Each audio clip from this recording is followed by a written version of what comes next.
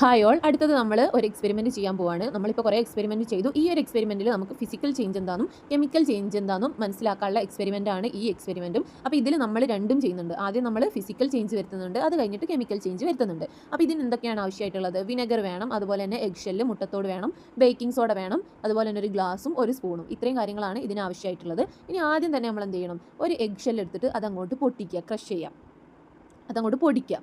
പൊടിച്ച് കഴിഞ്ഞിട്ട് നമ്മൾ നോക്കുക ഏത് ടൈപ്പ് ചേഞ്ചാണ് അതിൽ വന്നതെന്ന്. ഇപ്പം നിങ്ങളെ വീട്ടിൽ എഗ് ഉണ്ടാവും, അതെടുത്ത് ഇങ്ങനെ കൈകൊണ്ട് ഇങ്ങനെ ക്രഷ് ചെയ്ത് കഴിഞ്ഞാൽ എന്ത് ചേഞ്ചാണ് അതിൽ വരിക? അതിൽ ഫിസിക്കൽ ചേഞ്ചാണ് വരിക, അല്ലേ? അതിൻ്റെ ഷേപ്പും സൈസും ആണ് മാറുന്നത്. പക്ഷേ എന്ത് മാറുന്നില്ല? അതിൻ്റെ കെമിക്കൽ പ്രോപ്പർട്ടി മാറുന്നില്ല. അതുപോലെ തന്നെ അവിടെ ഒരു പുതിയ സബ്സ്റ്റൻസ് ഫോം ചെയ്യുന്നും ഇല്ല. അതുകൊണ്ട് തന്നെ ഈ ചേഞ്ച് എന്താണ്? ഫിസിക്കൽ ചേഞ്ചാണ്. മനസ്സിലായോ? അപ്പോൾ ഈ എഗ് ഷെല്ലിലുള്ള കണ്ടൻറ്റ് എന്താണ്? കാൽഷ്യം കാർബണേറ്റ് ആണ് ഈ എഗ് ഷെല്ലിലുള്ള കണ്ടൻറ്റ്. അവിടെ കാൽഷ്യം കാർബണേറ്റ് എന്നുള്ള ആ ഒരു സബ്സ്റ്റൻസ് മാറുന്നുണ്ടോ? ഇല്ല. പൊട്ടിച്ച് കഴിഞ്ഞാലും ഷേപ്പും സൈസും ചേഞ്ച് ചെയ്ത് കഴിഞ്ഞാലും കാൽഷ്യം കാർബണേറ്റ് തന്നെയാണ് എഗ് ഷെല്ലിലുള്ള കണ്ടൻറ്റ്. അവിടെ കണ്ടൻറ്റോ മാറി അതുപോലെ തന്നെ പുതിയ സബ്സ്റ്റൻസ് ഫോം ചെയ്യുന്നോ ഇല്ല. ഇനി അടുത്തത് പറയാണ്, എന്താ പറയുന്നത്? Put a few pieces of egg shell in a glass. ഒരു ഗ്ലാസ് എടുത്തിട്ട് കുറച്ച് എഗ് ഷെൽ എന്ത് ചെയ്യുക? ആ ഗ്ലാസ്സിലേക്ക് ഇടുക. എന്നിട്ട് എന്ത് ചെയ്യുക? Pour vinegar into it and observe the change. അതിലേക്ക് എന്ത് ചെയ്യുക? കുറച്ച് വിനെഗർ ആഡ് ചെയ്യുക. വിനെഗർ ആഡ് ചെയ്തിട്ട് ആ ഒരു ചേഞ്ച് ഒബ്സർവ് ചെയ്യാനാണ് പറയുന്നത്. അപ്പോൾ വിനെഗർ ആഡ് ചെയ്യുന്ന സമയത്ത് അവിടെ എന്താണ് നടക്കുന്നത്? വിനെഗറിൽ എന്തുണ്ട്? വിനെഗറിൽ അസറ്റിക് ആസിഡ് ഉണ്ട്. വിനെഗറിൽ എന്തുണ്ട്?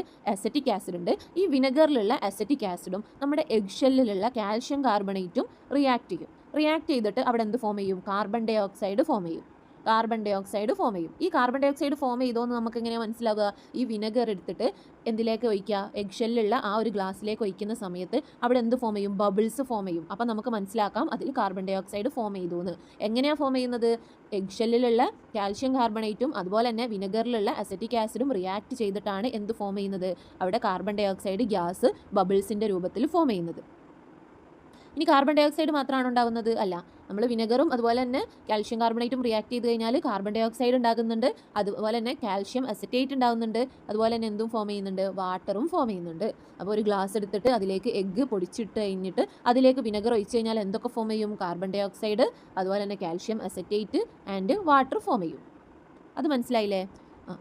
ഇപ്പോൾ അവിടെ എന്ത് ചേഞ്ചാണ് നടന്നത്? ഇപ്പോൾ അതിൻ്റെ എന്ത് ചേഞ്ച് നടന്നു? കെമിക്കൽ ചേഞ്ച് നടന്നു. കാരണം എന്താ? അവിടെ ഒരു റിയാക്ഷൻ നടന്നിട്ട് ഒരു പുതിയ സബ്സ്റ്റൻസ് ഫോം ചെയ്തു, പുതിയ ന്യൂ സബ്സ്റ്റൻസ് ഫോം ചെയ്തു. അതുകൊണ്ട് തന്നെ ആ ചേഞ്ച് എന്താണ്? കെമിക്കൽ ചേഞ്ച് ആണ്. ഇനി അടുത്തത് പറയാണ്, take a little vinegar in a glass and add 1 spoon of baking soda to it. കുറച്ച് വിനെഗർ എന്ത് ചെയ്യുക? ഗ്ലാസ്സിലെടുത്തിട്ട് അതിലേക്ക് എന്ത് ചെയ്യുക? ബേക്കിംഗ് സോഡ ആഡ് ചെയ്യുക.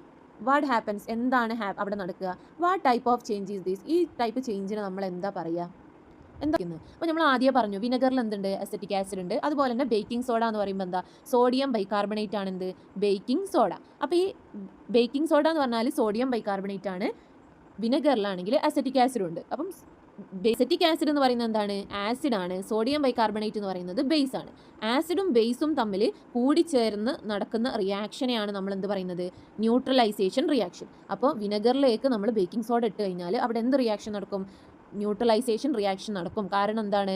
അവിടെ ബേസ് ആയിട്ടുള്ള സോഡിയം ബൈകാർബണേറ്റും ആസിഡ് ആയിട്ടുള്ള അസറ്റിക് ആസിഡും ആണ് റിയാക്ട് ചെയ്യുന്നത്. അങ്ങനെ അവിടെ എന്തുണ്ടാവും? ന്യൂട്രലൈസേഷൻ റിയാക്ഷൻ ഉണ്ടാവും. ഇങ്ങനെ ന്യൂട്രലൈസേഷൻ റിയാക്ഷൻ വഴി എന്തൊക്കെ പ്രൊഡ്യൂസ് ചെയ്യും? സോൾട്ടും അതുപോലെ തന്നെ വാട്ടറും പ്രൊഡ്യൂസ് ചെയ്യും. മനസ്സിലായോ? അപ്പോൾ അതിൻ്റെ കൂടെ തന്നെ എന്തും പ്രൊഡ്യൂസ് ചെയ്യും? കാർബൺ ഡൈ ഓക്സൈഡും പ്രൊഡ്യൂസ് ചെയ്യും. അപ്പോൾ എന്തൊക്കെ പ്രൊഡ്യൂസ് ചെയ്യും? നമ്മുടെ കയ്യിലുള്ള വിനെഗറായിട്ട് ഉള്ളതാണ് ഇത്. വിനെഗറിലുള്ള കണ്ടൻറ്റാണ് അസറ്റിക് ആസിഡ്, അതാണ് ആസിഡ്. അതുപോലെ തന്നെ ബേക്കിംഗ് സോഡ, ബേക്കിംഗ് സോഡയിലുള്ളതാണ് സോഡിയം ബൈകാർബണേറ്റ് ആയിട്ടുള്ള ബേസ്. അപ്പം ഈ ആസിഡും ബേസും കൂടി ചേർന്നാൽ എന്ത് ഫോം ചെയ്യും? സോൾട്ടും വാട്ടറും അതുപോലെ തന്നെ കാർബൺ ഡൈ ഓക്സൈഡും ഫോം ചെയ്യും. ഇവിടെ കാർബൺ ഡൈ ഓക്സൈഡ് ഫോം ചെയ്യുന്നത് കാരണം ബബിൾസ് ഫോം ചെയ്യും. ഇനി ഇവിടെ ഉണ്ടാവുന്ന, നമ്മൾ പറഞ്ഞു കാർബൺ ഡൈ ഓക്സൈഡും വാട്ടറും സോൾട്ടും ഫോം ചെയ്യുന്നുണ്ടെന്ന്. ഇവിടെ ഉണ്ടാവുന്ന സോൾട്ട് ഏതാ? ഇവിടെ ഉണ്ടാവുന്ന സോൾട്ടാണ് ഏത്? Sodium acetate. എന്താണ് ഇവിടെ ഉണ്ടാവുന്ന സോൾട്ടാണ് ഏത്? സോഡിയം അസറ്റേറ്റ് ആണ് നമ്മളെ എക്സ്പെരിമെൻറ്റിൽ ഉണ്ടാവുന്ന സോൾട്ട്. അതിൻ്റെ കൂടെ എന്തൊക്കെ ഫോം ചെയ്യുന്നുണ്ട്? കാർബൺ ഡൈ ഓക്സൈഡും വാട്ടറും ഫോം ചെയ്യുന്നുണ്ട്. ഇത്രയും മനസ്സിലായില്ലേ? അപ്പോൾ ഇനി നമ്മളോട് ചോദിക്കുകയാണ്, what type of change is this? ഇവിടെ വിനെഗറും അതുപോലെ തന്നെ ബേക്കിംഗ് സോഡയും കൂടി ചേർന്നിട്ടുണ്ടായിട്ടുള്ള ഈ ചേഞ്ച് എന്താണെന്നാണ് ചോദിക്കുന്നത്. അത് എന്ത് ചേഞ്ചാണ്? അത് കെമിക്കൽ ചേഞ്ചാണ്. കാരണം എന്താ? കൂടി ചേർന്നത് എന്താണ്? വിനെഗറും അതുപോലെ തന്നെ ബേക്കിംഗ് സോഡയാണ്. പക്ഷെ അവിടെ ഫോം ചെയ്തത് എന്താ? ഒരു ന്യൂ സബ്സ്റ്റൻസാണ്. എന്താ ഫോം ചെയ്തത്? Sodium acetate, carbon dioxide, water കൂടി ചേർന്ന സാധനമല്ല പ്രൊഡക്റ്റ് ആയിട്ടുണ്ടായത്. അതുകൊണ്ട് തന്നെ നമുക്ക് ഈ ചേഞ്ചിന് എന്ത് പറയാം? കെമിക്കൽ ചേഞ്ച് എന്ന് പറയാം. ഓക്കെ. അപ്പോൾ നമ്മളിവിടെ 2 ടൈപ്പ് പറഞ്ഞു. ഒന്ന് കെമിക്കൽ ചേഞ്ച് ആണ് നടന്നത്, കാരണം അവിടെ പുതിയ സബ്സ്റ്റൻസ് ഫോം ചെയ്യുന്നുണ്ട്, വിനെഗറും അതുപോലെ തന്നെ ബേക്കിംഗ് സോഡയും റിയാക്ട് ചെയ്യുന്ന സമയത്ത്. അതുപോലെ തന്നെ എഗ് ഷെല്ലും വിനെഗറും റിയാക്ട് ചെയ്യുന്ന സമയത്തും കെമിക്കൽ ചേഞ്ച് ആണ് നടന്നത്. പക്ഷേ എഗ്ഗ് ക്രഷ് ചെയ്യുന്ന സമയത്ത് എന്ത് ചേഞ്ച് ആണ് നടന്നത്? ഫിസിക്കൽ ചേഞ്ച് ആണ് നടന്നത്.